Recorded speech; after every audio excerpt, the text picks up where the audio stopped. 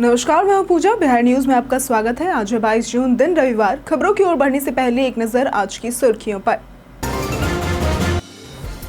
बिहार में driving licence धारकों की रेस में आगे निकली महिलाएं। पटना में सबसे ज्यादा 29,417 महिलाओं का डीएल हुआ जारी। महिलाओं में बढ़ा है आत्मविश्वास। अब पंचायतों में सोलर लाइट्स की होगी जांच। 14 बिंदुओं की जांच कर रिपोर्ट होगी तैयार। जांच के लिए बनाए गए विशेष दल। जीविका कर्मियों का मानदेय हुआ दोगुना। 1 लाख से भी ज्यादा कर्मियों को मिलेगा इसका लाभ। सस्ती दर पर बैंक लोन देने का भी हुआ ऐलान। 1 जुलाई से शुरू होगा बिहार आइडिया फेस्टिवल 2025। 45 दिनों तक चलेगा ये फेस्टिवल। आम लोगों की भागीदारी से नवाचार को बढ़ावा देना है इसका उद्देश्य। बिहार में पारंपरिक कला सीखने का सुनहरा अवसर। जुलाई से सितंबर तक चलेगा ये प्रशिक्षण कार्यक्रम। 23 जून को संस्थान में परीक्षा या साक्षात्कार के आधार पर होगा चयन। रोड पर बनी सफेद और पीली लाइन का जाने मतलब। ड्राइविंग से जुड़े अहम नियमों को दर्शाती है ये लाइन। इन नियमों के उल्लंघन पर लग सकता है जुर्माना। सबसे ज्यादा टेस्ट शतक लगाने वाले विकेट कीपर बने पंत। 10 चौके और 4 छक्कों की मदद से बनाए 134 रन। सेना देशों के खिलाफ सबसे ज्यादा रन बनाने वाले भारतीय विकेट कीपर बने ऋषभ। चलिए अब बढ़ते हैं अब तक की 25 बड़ी खबरों की ओर विस्तार से। एसबीआई ने सीबीसी के पदों पर आवेदन करने के लिए दिया दूसरा मौका। भारतीय स्टेट बैंक यानी कि एसबीआई ने सर्कल बेस्ड ऑफिसर यानी कि सीबीओ के 2600 पदों पर भर्ती के लिए आवेदन का एक और मौका दिया है। इच्छुक उम्मीदवार 21 से 30 जून 2025 तक आवेदन कर सकते हैं। पदों में यूआर के लिए 1066, एससी के लिए 387, एसटी के लिए 190, ओबीसी के लिए 697 और ईडब्ल्यूएस के लिए 260 पद शामिल है। चयन ऑनलाइन परीक्षा, दस्तावेज सत्यापन और साक्षात्कार के माध्यम से होगा। पात्रता में स्नातक डिग्री और 2 वर्ष का बैंकिंग अनुभव जरूरी है। स्थानीय भाषा का ज्ञान अनिवार्य है। आवेदन शुल्क सामान्य ओबीसी और ईडब्ल्यूएस वर्ग के लिए 750 रुपए है, जबकि एससी, एसटी और पीएच वर्ग को शुल्क से छूट दी गई है। आवेदन एसबीआई की आधिकारिक वेबसाइट bank.sbi/web/careers पर किया जा सकता है। जाने वज्रपात से बचने के जरूरी उपाय। वज्रपात के दौरान अपनी सुरक्षा के लिए सावधानियां बेहद जरूरी है। बिहार सरकार का इंद्र वज्र ऐप मौसम की पूर्व चेतावनी देता है, जिसे जरूर डाउनलोड करें। खुले में होने पर सुरक्षित मकान में शरण ले और सफर के दौरान वाहन में ही रहे। पेड़, बिजली के खंभों, मोबाइल टावर और सुचालक वस्तुओं से दूर रहे। खेत या खुले क्षेत्र में हो तो सूखी चीजों पर बैठे। दोनों पैर जोड़कर उकड़ू हो जाएं और हाथों से कान ढक ले। छत पर ना जाएं और बिजली या टेलीफोन के खंभों से दूर रहें। एकाकी पेड़ के नीचे कतई शरण न ले। आपात स्थिति में आपदा प्रबंधन विभाग के हेल्पलाइन नंबर 0612-2294-204 या 205, इसके अलावा टोल फ्री नंबर 1070 पर संपर्क करें। सावधानी ही सुरक्षा है। खुद सतर्क रहें और दूसरों को भी जागरूक करें। अब क्यूआर कोड से मिलेगी पुल की सारी जानकारी। बिहार में अब छोटे बड़े सभी पुलों की जानकारी आम लोगों के लिए सुलभ होगी। पथ निर्माण विभाग सभी पुलों पर ब्यौरा और क्यूआर कोड लगाएगा, जिसे स्कैन कर पुल का निरीक्षण व रखरखाव संबंधित जानकारियां मिल सकेंगी। राज्य सरकार ने देश की पहली पुल मेंटेनेंस नीति लागू की है। पुलों की 7 वर्षों तक देखरेख की जिम्मेदारी निर्माण कंपनी को दी जाएगी। आईआईटी पटना और दिल्ली को बड़े पुलों की थर्ड पार्टी सेफ्टी ऑडिट का कार्य सौंपा गया है। अब तक 12,065 कलवर्ट का सर्वे हुआ है, जिनमें 96 खराब है और 92 को विशेष मरम्मत की जरूरत है। 745 पुलों में से 29 की स्थिति गंभीर पाई गई है। नीति से पारदर्शिता और सुरक्षा सुनिश्चित होगी। बिहार में ड्राइविंग लाइसेंस धारकों की रेस में आगे निकली महिलाएं। पिछले 7 से 8 वर्षों में राज्य की महिलाओं में वाहन चलाने को लेकर जागरूकता तेजी से बढ़ी है। वर्ष 2018 से अब तक 1,29,000 से अधिक महिलाओं ने ड्राइविंग लाइसेंस बनवाया है। पटना जिले की महिलाएं इस मामले में सबसे आगे हैं, जहां 29,417 महिलाओं को डीएल जारी किया गया है। इसके बाद मुजफ्फरपुर में 18,560 और तिरहुत प्रमंडल में 33,000 महिलाओं का स्थान है। वहीं कोसी प्रमंडल में सबसे कम करीब 4,000 तक महिलाओं के पास ये लाइसेंस है। परिवहन सचिव संदीप आर पुडकलकट्टी के अनुसार पहले महिलाएं रोजमर्रा के कामों के लिए दूसरों पर निर्भर थी, लेकिन अब वे आत्मनिर्भर हो रही हैं और आत्मविश्वास के साथ खुद ड्राइविंग कर रही है।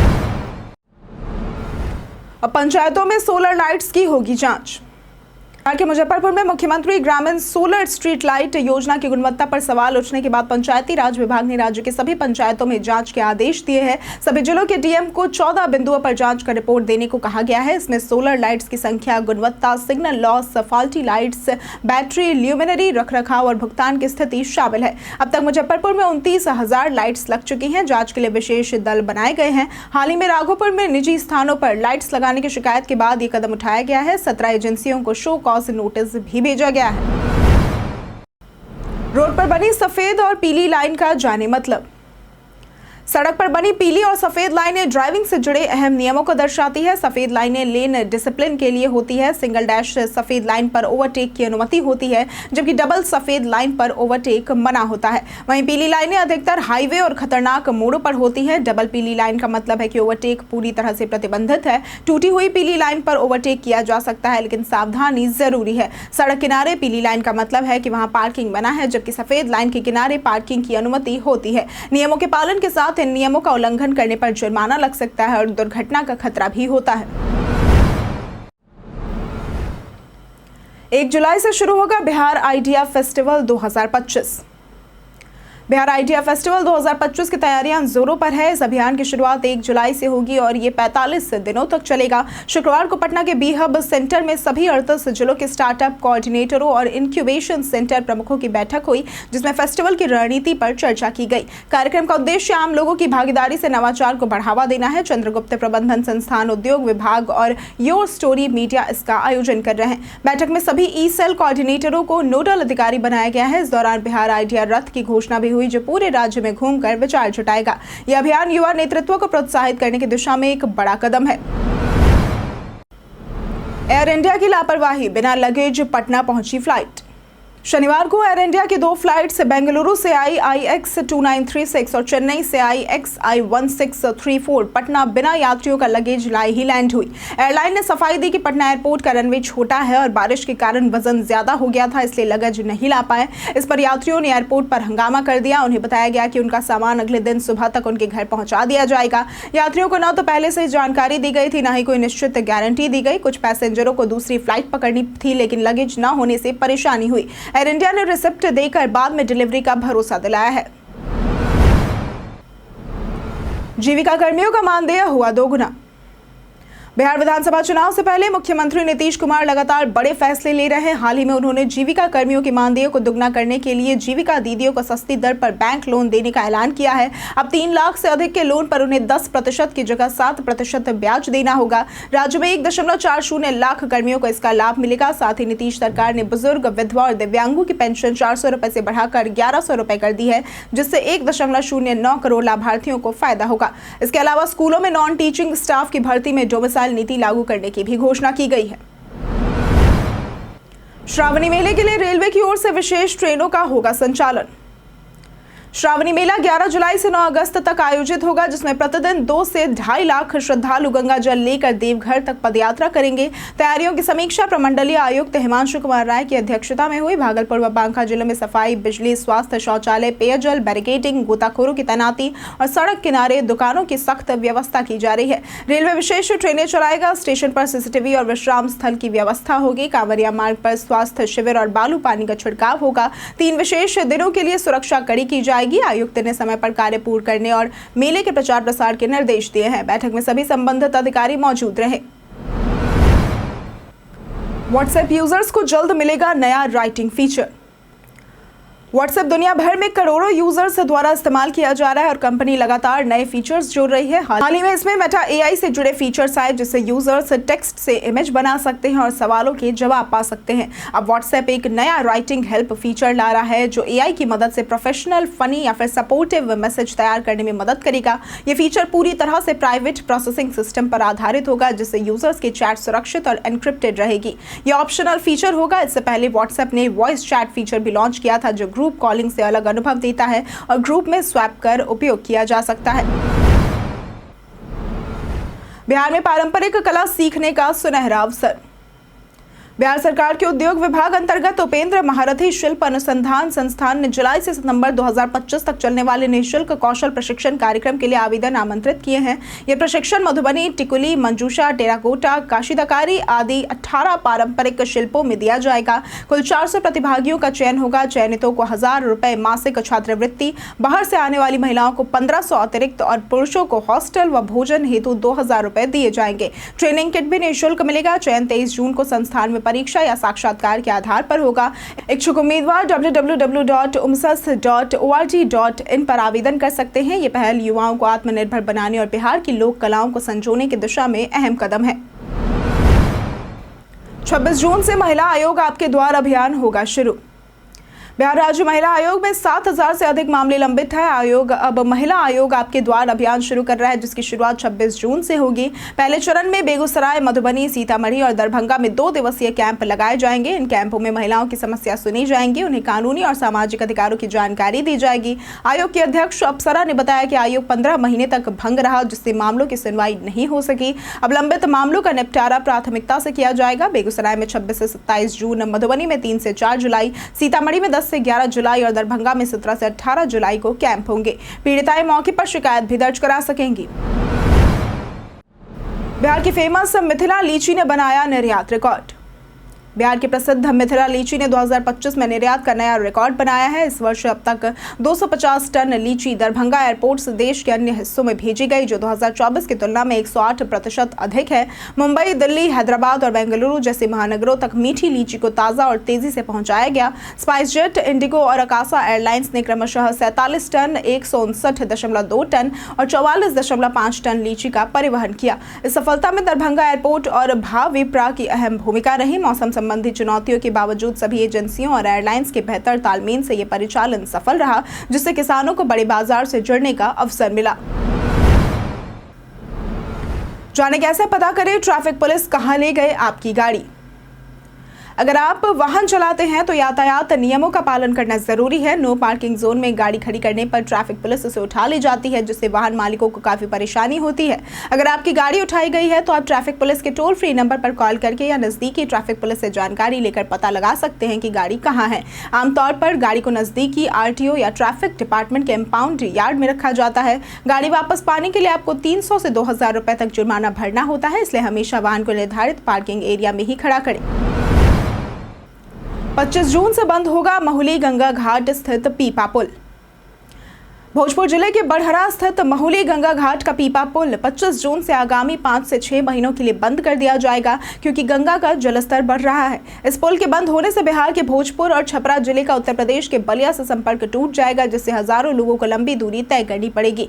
खवासपुर पंचायत के 18 गाँवों के लोग 75 से 100 किलोमीटर अतिरिक्त यात्रा को मजबूर होंगे। छात्रों और व्यापारियों और मरीजों को भारी कठिनाइयों का सामना करना पड़ेगा। हर साल बारिश में ये पुल बंद होता है, जिससे लाखों लोग प्रभावित होते हैं। स्थानीय लोग सालों से एक स्थायी पुल की मांग कर रहे हैं, लेकिन अब तक समाधान नहीं मिला है।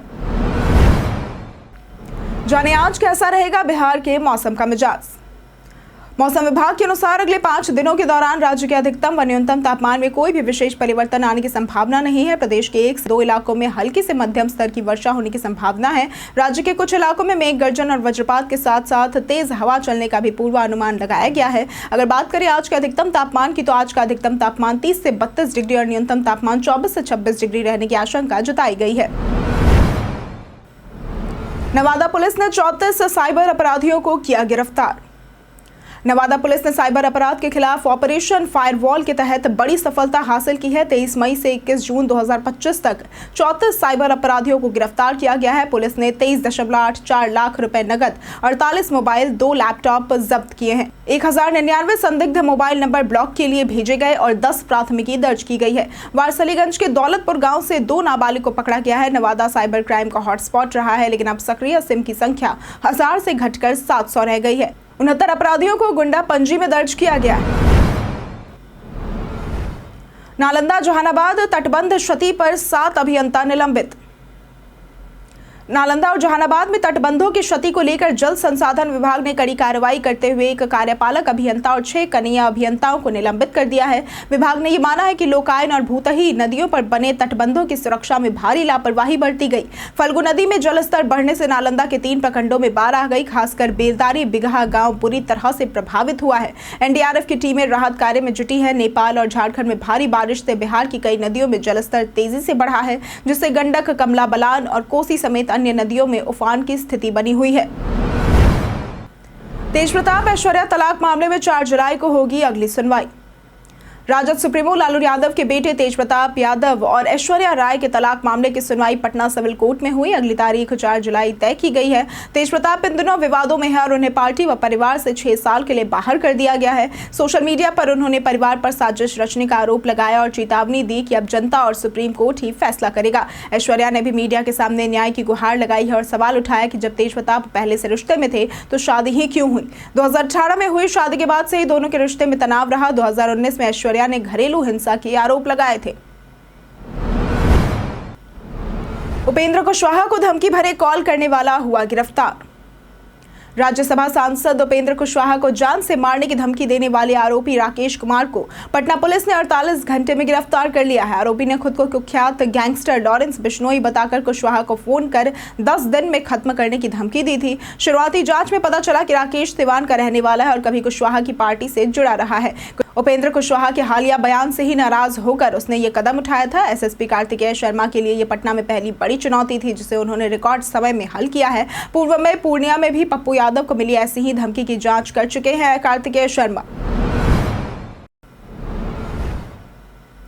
तेजस्वी ने सीएम नीतीश पर लगाया नकल का आरोप।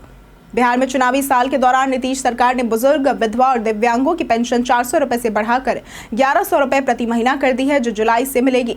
इस फैसले को लेकर सियासत गर्मा गई है। नेता प्रतिपक्ष तेजस्वी यादव ने इसे अपनी घोषणा की नकल बताया है, जबकि प्रशांत किशोर ने यह दावा किया है कि यह सरकार पर जनसुराज के दबाव का नतीजा है। पीके ने वादा किया है कि उनकी सरकार बनने पर पेंशन को 2000 रुपए कर दिया जाएगा। तेजस्वी ने भी अपनी सरकार बनने पर 1500 रुपए पेंशन और माई बहन योजना के तहत महिलाओं को 255 रुपए देने की बात दोहराई।